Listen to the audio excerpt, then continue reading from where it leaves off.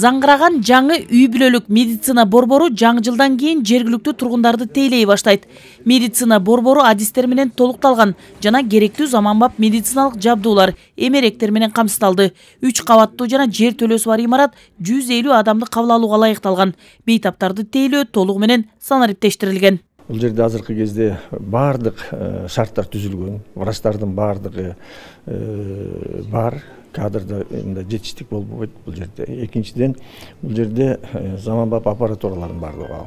Бул цифровой рентген аппараты, УЗИ, эхо, очередтин бардыгы электрондой болот. Мурдакыдай кылып анализдерин же болсо рентгенге түшүп койгондон кийин же болсо врачка келип кагаз көтөрүп жүрмө жок. Административдик аймактык реформадан кийин Сокулук району Бишкек шаарынын аймагына кошулган. Натыйжада калктын саны өстү. Буга чейин жергиликтүү тургундар номер 1 үй бүлөлүк медицина борборуна кайрылып келсе, эми жаңы ачылган борборго келишет. Алардын катарында Ак Ордо, Тынчтык, Ала Тоо конуштарынын тургундары да бар.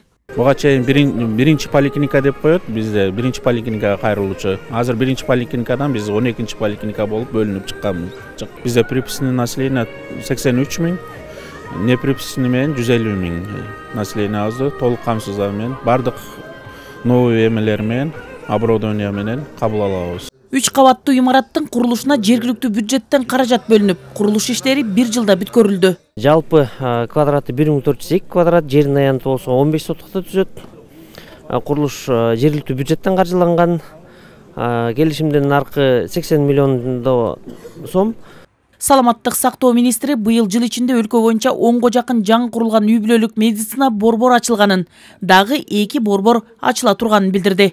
Нургүл Жумабекова, Азамат Кыдыр Токтоев, Ала Тоо 24.